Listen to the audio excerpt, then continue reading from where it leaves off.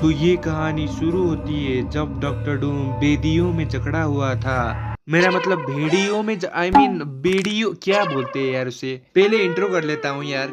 तो क्या होता अगर एवेंजर्स डूम्सडे साउथ इंडिया में बनता? क्या उस मूवी में भी स्लो मोशन एक्शन सीक्वेंस रहते?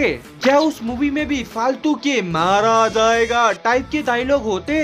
और सबसे इम्पोर्टेंट बात, इस मूवी में अल्लू अर्जुन और रजनीकांत सर का क्या रोल होता? तो इन सारी चीजों पर बातें करते in what if Avengers doomsday was made in south India. तो आओ यार, मार्वल की खाली कुर्सियों को देखकर एक्साइटेड होते हैं और शुरू करते हैं।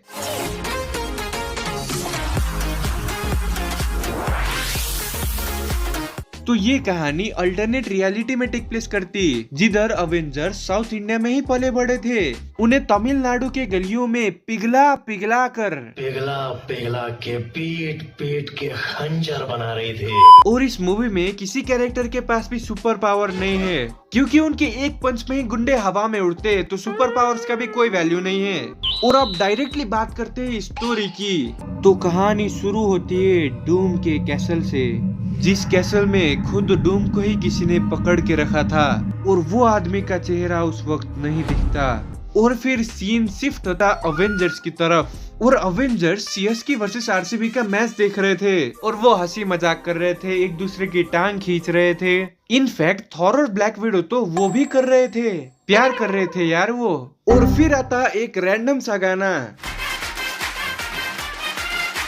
लेकिन अचानक से बत्ती चली जाती है और जब बत्ती आती है तो फिर वो ऑन ऑफ होते रहता है। और उस वक्त थॉर को एक आवाज सुनाई देती है जो कि होता, मुझे बचा लो थॉर। और थॉर ये सुन के बोलता है, ए कौन है रे ये? मजाक कर रहा हूँ यार। तो थॉर डेफिनेटली चिंता में पड़ जाते हैं। और फिर अचानक से लाइट वापस आ जाती है और थॉर को वो आवाज सुनाई देना भी बंद हो जाता है। लेकिन थॉर अभी भी सोच रहा था उस आवाज के बारे में। लेकिन ब्लैक विडो इधर मूड में थी, उसको चाहिए था रोमांस के लिए थॉर। तो वो फटाफट से थॉर को देखती है और उसे किस कर लेती है। लेकिन थॉर था टेंशन में। और जब ब्लैक विडो ने उसके साथ ये किया और उसने ब्लैक विडो को एक चपेट मारा और बोला, कुतिया उल्टी सीधी बातें करी जा रही है। तो इस चीज के बाद ब्लैक विडो थॉर से नाराज हो गई। लेकिन वो थी प्ले गर्ल टाइप की लड़की, थॉर को छोड़कर वो हल्क के साथ चली गई और हल्क को तो स्मैश करने के लिए ऑब्जेक्ट मिल ही गया। खैर, तो इस चीज को साइड में रखकर बात करते थॉर की। तो थॉर उस आवाज के बारे में सारे एवेंजर्स को बता देता है कि मुझे एक अजीब आवाज सुनाई दी और हम सबको पता लगाना होगा कि वो किसकी आवाज थी। और जिसके बाद लोकी बोलता, देखो थॉर भाई, हमें इसके बारे में सिर्फ दो ही आदमी बता सकते हैं, एक है डॉक्टर डूम और दूसरे है डॉक्टर स्ट्रेंज। और थॉर ये सुनकर इमीडिएटली बोलते, अबे डूम हमारा दुश्मन है, दोस्त नहीं जो उसके साथ जाके हेल्प मांगू। कैसी फालतू बातें करता है बे तू, तुझसे बेहतर तो म्योलनीर है। जिसके बाद लोकी बोलते, आई नो भाई, डूम तो हमारा दुश्मन है, लेकिन काम तो अभी वही आएगा ना, क्योंकि डॉक्टर स्ट्रेंज तो अभी बिजी है, क्योंकि वो पुष्पा 2 को डाउनलोड करके हिंदी डब में देख रहे हैं। और अगर गलती से हम उनसे मदद मांगने के लिए चले जाएंगे तो वो तो हमें रप्पा रप्पा करके भगा देंगे।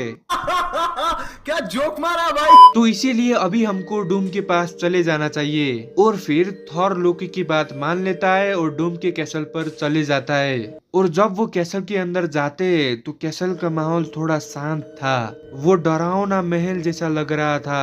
और फिर एक आवाज आती है कि क्या कर रहे हो, ये मत करो मेरे साथ। और ये सुनकर थॉर और लोकी दौड़ के जाते हैं उस आवाज की तरफ।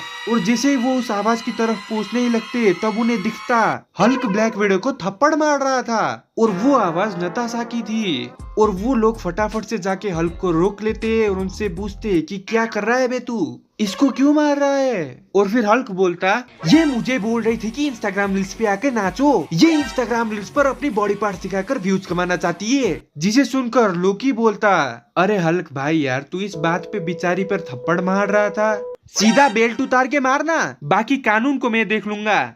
और फिर सारे लोग मिलकर नताशा को पीटते। लेकिन अचानक से डूम की आवाज आती है, मुझे बचा लो थॉर। जिसे सुनकर थॉर बोलता है, ये वही आवाज है। और फिर लाइट्स भी ऑन ऑफ होना चालू हो जाती है। और इस बार ये आवाज लोकी और हल्क भी सुन रहा था। तो वो फटाफट से डूम के बेडरूम पर जाते और उधर उनको दिखता कि डूम बेड़ियों में जकड़ा हुआ था। और जिसे देखने के बाद हल्क बोलता, ए डूम डूम हिला डाला ना, हमारे आगे तो सांड पत्ती करता था ना, अब क्या हुआ तेरे को। लेकिन लोकी और थॉर जाके डूम को छुड़ा लेते और उनसे पूछता है कि तुम्हें इस वीडियो में किसने जकड़ा हुआ था। और डूम जैसे ही कुछ बोलने लगता है तब बीच में आते शक्तिमान और वो सारे लोगों को पकड़ कर बेहोश कर देते हैं। और फिर जाके रिवील होता कि शक्तिमान ने डूम को पकड़ा हुआ था, क्योंकि डूम का चेहरा शक्तिमान जी को पसंद नहीं आया, और जो चीज शक्तिमान जी को पसंद नहीं आया वो एग्जिस्ट ही क्यों कर रही है। और कुछ देर बाद अवेंजर्स की आंखें खुल जाती है, जिधर उनको दिखता कि शक्तिमान डूम को टॉर्चर कर रहा था। और फिर शक्तिमान को पता लग जाता है कि सारे लोग फिर से होश में आ चुके हैं, और फिर वो पलट के चाकू लेकर ब्लैक विडो की तरफ बढ़ते, और जैसे ही उनके कपड़े काटने लगते तब एंट्री होती है रजनीकांत जी की। और जैसे ही वो आते सबको सुपरस्टार की तरह बचा लेते और शक्तिमान को फुल स्वैग और स्टाइल में हरा देते। और फिर वो ब्लैक विडो, हल्क, थॉर और लोकी को बचा के साउथ इंडिया की तरफ जाने ही लगते। तब एंट्री होता अल्लू अर्जुन का, जिधर वो आते ही सबको रप्पा रप्पा करके काट देते। और फिर आता cut scene, story to be continued. और मूवी खत्म होने के बाद फिर से आता एक आइटम सॉन्ग वाला गाना। तो दोस्तों यही था वीडियो। आई नो तुम सबके बहुत सारे सवाल होंगे इस वीडियो से कि रजनी सर बीच में कहाँ से आ गए, फिर अल्लू अर्जुन कहाँ से आ गए। अरे भाई साउथ इंडियन मूवी है तो साउथ इंडियन एक्ट्रेस होंगे ही ना। खैर उसे छोड़ो, लेकिन अगर तुम्हें ये वीडियो देखकर मजा आया तो फिर डायरेक्ट सब्सक्राइब कर दो और दूसरी वीडियो के लिए कुछ आइडियाज भी दे दो। मैं सबके आइडियाज जरूर पढ़ूंगा। और क्योंकि आप लोगों ने इधर तक मेरा वीडियो देख लिया है, इसलिए आप सबको मेरा प्यारा सा थैंक्स। बंदीबाजी के पैसे नहीं है, इसलिए ब्रेकअप करना बिल्कुल सही।